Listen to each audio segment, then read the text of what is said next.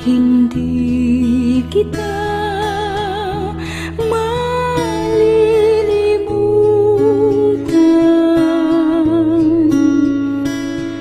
hindi kita pababayaan.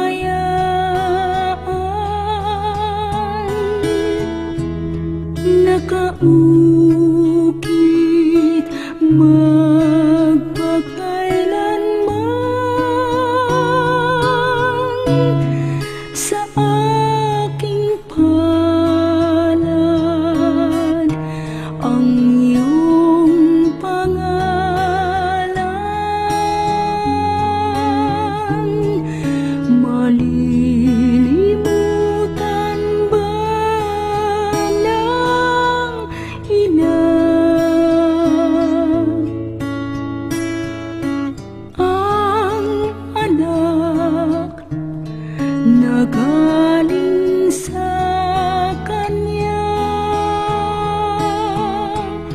Sanggol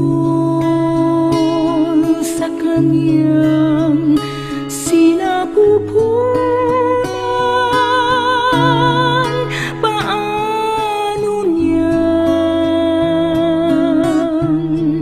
matatalikdan? Ngunit kahit malimutan ng ina ang anak na kanyang tangan, hindi kita malilimutan.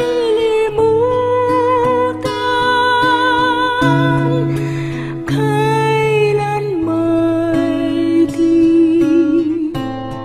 pababayaan. Hindi kita malilimutan.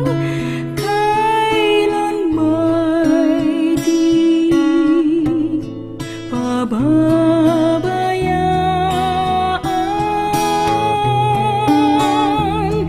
Hindi kita malilimutan.